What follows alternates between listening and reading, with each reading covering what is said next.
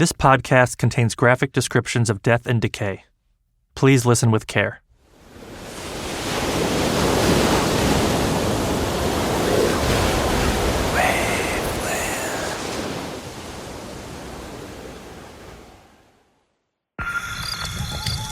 Campsite Media. It takes 28 gallons of fuel and a spark to burn a human body. The body lays flat for hours, engulfed in flames, as the crematory furnace reaches 1600 degrees, as hot as molten rock. Our skin, fat, muscles, and organs vaporize at that temperature, but not our bones. When the furnace is turned off, only a skeleton remains, laying prone, like it decided to take a nap. If you want to fit those bones into an urn, you have to pulverize them in a machine that looks like a large blender. Two heavy blades grind them down into pebble-sized pieces of bone. The ashes are only ashes in name. They're not soft or powdery to the touch, but coarse like dry sand. It's an imperfect process, if perfect means every last bit of us ends up in an urn. Inevitably, some small percentage of our remains falls into literal cracks in the furnace. The cracks formed over time by the intense heat. Some of our remains, is even mixed with remains of previous cremations. But when all is said and done, most of our bones end up in an urn. And of course, that's if everything goes right.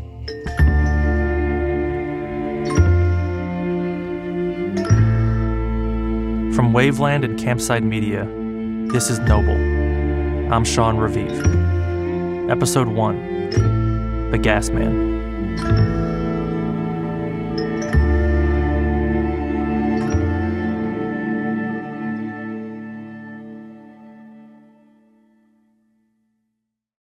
It's October 2000, and Gerald Cook is driving to a crematory.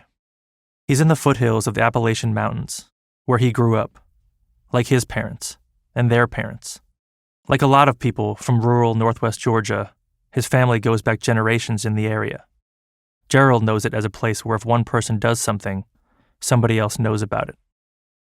Gerald works for a propane company, and there's a 3,000-gallon gas tank in the back of his truck. This isn't normally part of his route, but Gerald has agreed to make the delivery today because the other driver is too scared of going to the crematory.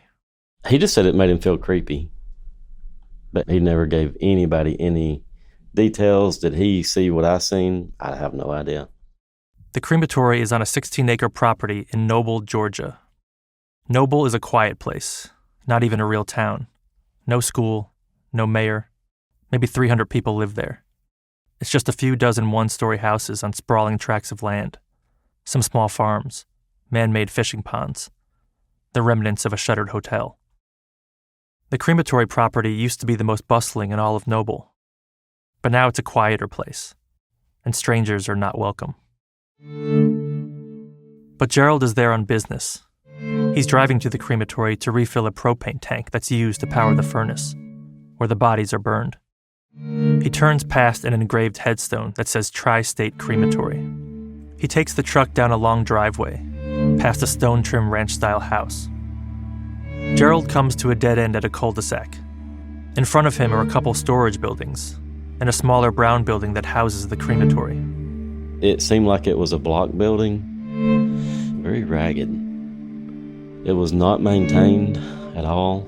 There was, just weeds and junk everywhere and equipment that had broke and just left in its place. There was hearses there. There was caskets setting out on the ground everywhere. Just a very rough-looking place.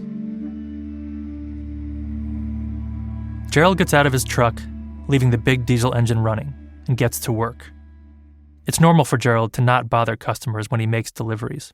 Just connect his tank to the customers, deliver the gas, and get out of there. Nobody greets him, so that's exactly what he plans to do, as quickly as possible. He isn't sure where the propane tank is, so he walks around a bit, goes behind one of the storage buildings. There was a little small tractor there with a front end loader, not far from debris that you might find around buildings and stuff, such as just wood and limbs and whatever. And that little tractor, I could tell that it had pushed it all up into a pile. And that's when I looked down and seen that there was bones and bodies just pushed up in a pile of debris. And the tank was not back there. But, I looked at that long enough to see that that was human body parts and feet and skin. And I just remember one of like a foot with, skin and stuff still on it. Just the foot. Just the foot. Gerald stands in place, not quite believing what he sees. Nausea starts to kick in. Before his mind can fully process that he's looking at human body parts, Gerald hears a voice. "Gasman! Gasman!" someone is saying. He looks up and sees a very large person standing next to his truck, calling for him. "Gasman! Gasman!" He's a young guy, clean cut. He's tall, well over 6 feet, and broad, like the linebacker he used to be. His name is Brent Marsh. Well, I had enough sense to know that I didn't want him to see me staring at this stuff there. So I ran back to the back of the truck. I literally ran and then stopped and walked so he could see me walking and just asked him where the propane tank was. Basically acted very dumb, like I was just simply a driver that didn't have any sense. Talked very country, and he just looked at me and said, "The tank is over there." Gerald goes to where Brent is pointing, behind the crematory building, to where the propane tank is located. Brent follows him. Gerald is only 5'6", and Brent probably has 80 pounds on him. I don't know if I was directly scared of him or just scared of what I had seen, not knowing how he would feel about the fact that I'd seen it. I did all I could to act like I had not seen anything. It takes a few minutes to fill up the propane tank. The two men stand there, silent. Gerald watching his gas meter, pretending he didn't see those body parts, wondering if Brent Marsh saw him see them. Brent's been running the crematory for about 5 years, since he took it over from his father. He also rents out tents and chairs for funerals and weddings. He's got a little white truck that says Brent's Tent Rental. Finally, the tank is full after what feels like a month. Gerald pulls his gas hose back, gets in his truck, and leaves Tri-State Crematory. Instead of returning to the office, he drives around for 30 minutes, aimlessly. I didn't make any deliveries, just simply driving and thinking and, just come to the conclusion that this can't be right. I had no idea what the magnitude was. Gerald Cook's delivery was the beginning of a saga that would bring incredible scrutiny to a place so small you have to strain to find a sign for it. What happened next would affect thousands of lives, become one of the biggest, most expensive investigations in Georgia history, lead to new laws, and ultimately change the way Americans think about one of the most primal and vexing questions we face as human beings. What do the living owe the dead?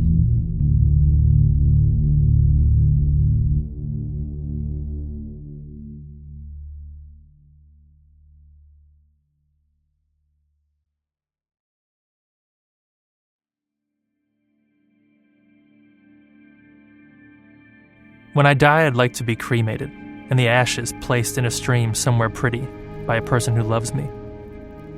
I can picture my cremains being carried away, navigating rocks and leaves until they eventually become one with the moving water. I think we usually try to avoid thinking about death and what we want to happen after we die. But my job sometimes forces me to think about it and talk to people about it. I write about dead people all the time. I've been a journalist for 8 years. I live in Atlanta, write long magazine stories and podcasts on all sorts of complex topics. CIA spies, war criminals, police chases, serial killers, those kind of things. I once interviewed a man whose wife had been murdered. Her body was never identified, and the man was tormented. He thought his wife's spirit was still suffering because she wasn't properly buried.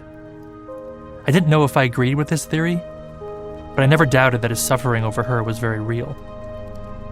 His wife was gone, but she lived on in his memory. Even after her death, he saw her in his dreams and spoke to her while awake. This is just one of the many contradictions scattered throughout our philosophies about death. We know it's coming for all of us, but we don't know what it is. We treat dead bodies like they're precious, sacred even. But we're also revolted by them, the way they smell, the way they look. We do everything we can to not see the truly ugly thing that is a rotting corpse. In October of 2000, as Gerald Cook drove away from Tri-State Crematory after seeing human remains there, he was dealing with that contradiction. He almost vomited when he saw the body parts, but he was also concerned they weren't being treated properly. Aside from wondering, how did they get there? Gerald drove around and around to gather himself, and then he went to the office and spoke to his boss, who said he'd talked to the sheriff about it. I've been to many places, and I always love coming back home. This is Sheriff Steve Wilson. He was born in Northwest Georgia, in Walker County, where he's been the sheriff for 27 years. You have the mountains here, you have the valleys, you have a decent climate. So as far as those things go, it makes life easy. 7,000 people in Lafayette. That's the seat of Walker County, where the courthouse is, and the sheriff's office. Noble, the site of the crematory, is 6 miles north of downtown Lafayette. It's just the way of life. I think we're still somewhat, not a Mayberry, but we're certainly not that big. Even though we do border Chattanooga, that it's a city of about 180,000, we still have somewhat that rural feel here. And it makes for an easy life, not a fast-paced life. Sheriff Wilson grew up spending a lot of time at the gas station that his dad owned. He was elected sheriff in 1996 with 73% of the vote, and nobody has come close to beating him since. We have 4 cities in the county, and then a lot of rural land, so one day you may be talking with a farmer, next day you're talking with a banker. And Wilson told me that part of what makes him a popular sheriff is that he has an open-door policy for citizens who want to come and talk about any issues or problems. Well, I have people come in, not every day, but it's not uncommon for someone to come to the front office and say, I'd like to speak to Sheriff Wilson. And if I'm here, I try my best to meet with them. And that's what Gerald Cook's boss did. He stopped by the Walker County Sheriff's Office to meet with Wilson. He told him that Gerald had seen body parts piled up at Tri-State Crematory. I thought, oh shoot, this is just, he's got behind a day or so, and he'll get caught up, it's a crematorium. I think that was pretty much my thoughts. And, unfortunately, it turned out that wasn't the case. But that's what I thought at the time. Wilson figured this wasn't a crime. What else would you expect to find at a crematory but a dead body? He thought it was a regulatory issue. He pulled out a binder with all the Georgia state agencies you could call for assistance, but he couldn't find one that regulated funeral services. And after he sent a few deputies to the crematory property, and they apparently didn't see anything, he didn't pursue it any further. Like most people in Lafayette, Sheriff Wilson knew the Marshes, the family that owned the crematory. They had a good reputation in the community. It was a crematorium. You take both of those and add them together, certainly you wouldn't expect to find what we found. I didn't, who would have ever thought of that? Not me, not you, not anyone, I don't guess. We just didn't have the luxury of knowing the entire picture, I think. And, yeah, could we have done something better looking back? We probably could have.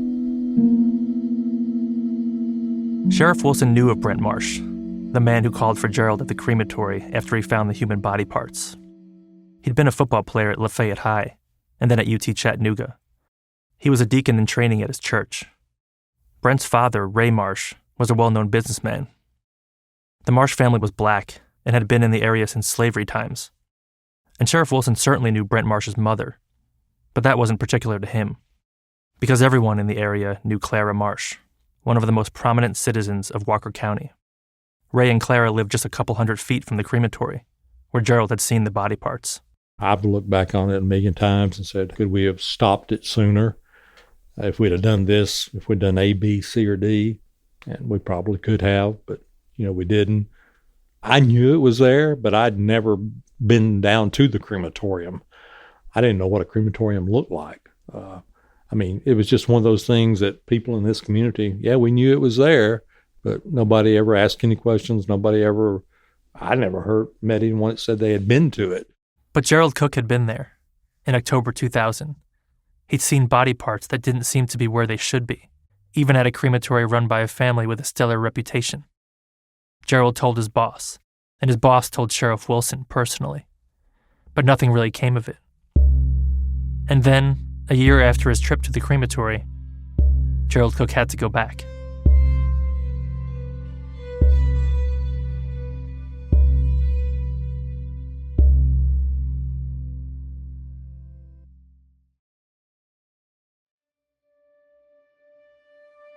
Many years before Gerald Cook, the gas man, ever visited Tri-State Crematory, he learned everything he ever cared to know about the Marsh family. Whenever I was a preteen, Ray Marsh, Brent's father, came to my house. It was 1983, and Gerald was 12 years old. Ray Marsh stopped by the Cook house to speak to Gerald's father. And asked my father for a forklift that would drive outside, not just on concrete, to pick someone up and take them into the crematory facility because they were so large that he couldn't pick them up. Ray Marsh was an industrious and forward-thinking man, the kind of guy who always had the next big idea brewing. And that ran in the family. His grandfather, Brent Marsh's great-grandfather, started a sawmill that employed a lot of people in Walker County until it closed in the 1960s. In 1982, Ray saw a need for cremations in the area. At that time, anyone from northwest Georgia who wanted a body cremated had to travel 2 hours down to Atlanta. So Ray spent thousands of dollars on a furnace and opened the crematory that his son would later take over. He named it Tri-State because Noble is in the corner of Georgia where it meets Alabama and Tennessee. Ray Marsh's brand new crematory would burn bodies from all 3 states, so Tri-State. He was probably the first black man in Georgia, maybe even the country, to open a crematory. And soon after he did so, that's when Ray Marsh ran into a problem with a large body. So he came to Gerald Cook's house to try and borrow his dad's forklift. But Gerald's dad told Ray that his forklift couldn't drive on gravel or dirt, so it wouldn't work for Ray like he had hoped. And he said, I'll probably just have to cut him up in pieces and burn him a piece at a time. Very straight-faced, because his fear was just too much fat would catch his crematory on fire. You heard this firsthand, it wasn't second? Yes, I was a small child standing next to my father, standing next to him. When Gerald told me these stories, he did his best to remember the details and to get them all right. But memory can be tricky. It was October 2000 when Gerald, now an adult, first saw body parts with his own eyes outside the crematory building, piled up. It was almost like the story from his childhood had come to life. And all of that is on his mind a year later, when Gerald is once again assigned to make a gas delivery to the property. Gerald doesn't usually tell his customers when exactly he's going to arrive. But on this day, his colleague keeps radioing him, asking what time he's going to get to the crematory. And they simply asked me what time I was going to be there, and I was like, I'm not sure yet, in the order of how I was running my route. And then they called me back again, basically saying that Brent wants to know what time we want to be there so he can meet me. Well, that made me very, very uncomfortable. But Gerald's the kind of guy who does what he's told, who respects the chain of command. He told his boss about what he saw at the property. His boss told the sheriff. He figured it must have been taken care of, handled. Not a big deal. Just a stupid mistake or something. So again, Gerald goes to Tri-State. Again, he passes the Tri-State headstone. Again, he turns his truck down the driveway that goes deeper into the Marsh family's property. Again, he pulls up in front of the crematory building, next to the storage buildings that almost look like barns, across the driveway from the stone house where Brent's parents, Clara and Ray Marsh, live. Gerald sees an old basketball hoop, a 2-foot decorative snowman, a porch swing hanging from a wooden beam. When he doesn't see anyone around, he backs his truck up to the rustic crematory building, grabs the hose, and pulls it with him as he walks the 25 feet to the propane tank. Started filling the tank, and then over to the left, to my left side, there was a decomposing body laying on the ground on a bodyboard. The body is leaning on a pile of debris. He walked over to it to get a better view. So it was this thing that looked like it was if you could think of a wax figure melting. Basically, facial features were gone. The shape of the body is there, but it's basically, I guess, deteriorating. Right then, Gerald sees Brent Marsh come out of another building. He walks up to Gerald, who turns his head and walks back to the gas tank, which is still filling up. He's standing next to me, and I looked over, seen it, looked back, and he never said a word. I never said a word. But you were both standing right next to this body. We were within 10 feet of it.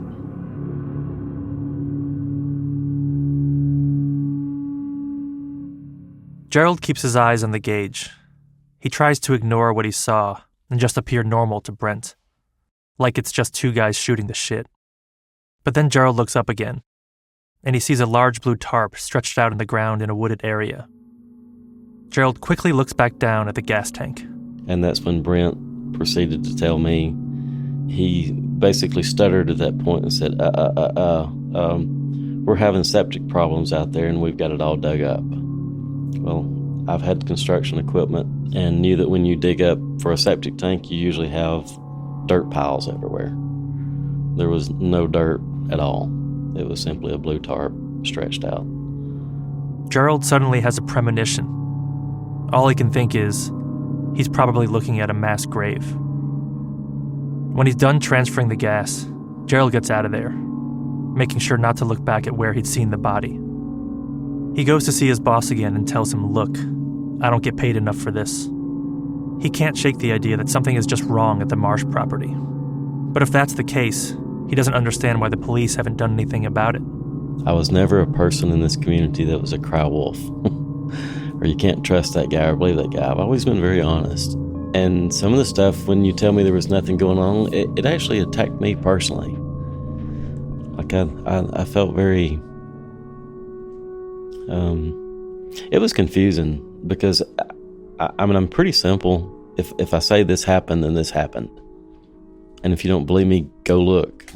It's there. It's been there every time I went. Gerald doesn't want to reach out to the sheriff again, so he does the next best thing. He calls his Aunt Faye. She's an assistant at an FBI office in Walker County, and Aunt Faye believes her nephew when he tells her that he saw bodies at Tri-State. The deliveries at Tri-State changed Gerald. They were seminal moments in his life. Before then, he hadn't seen what happened to bodies once you brought them to a funeral home. The steps that are taken behind closed doors so that families don't have to see the ugly part of death. But now Gerald had seen death up close, closer than he ever wanted to.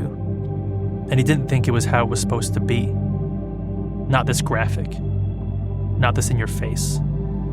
Not lying around like discarded trash. Can you tell me like how it's changed you? You know, what has changed about you? Nerves. Tend to be nervous a lot. Anxiety. A lot of bad dreams. You know, the scary movies and stuff that people can laugh and watch. I'm the person that's going to shut their eyes. Just can't tolerate that stuff. You know, I don't wake up every day thinking about it at all. Tried to put it in its place. But I think the scarring that was done was, I guess, just impregnated into my being. And there were so many people that would try to come up to me and thank me.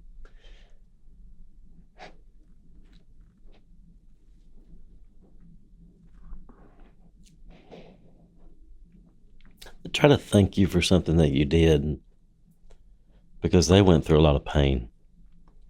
And I can't imagine what they went through on that side of it. Gerald's part of the story ends here. But that thought he had, that he'd seen a mass grave without really seeing one, was prescient. and telling Aunt Faye was the best decision he made. Because someone with authority eventually believed Aunt Faye, the way they never believed Gerald. And what those authorities would ultimately find would be much worse than anything Gerald saw. There was a hole that had been dug out in the woods that was partially filled with water. There were skeletons in that. I mean, guys, this looked like a horror movie. That's the first thing I thought. I was like, my God, there's skeletons everywhere. That's on the next episode of Noble.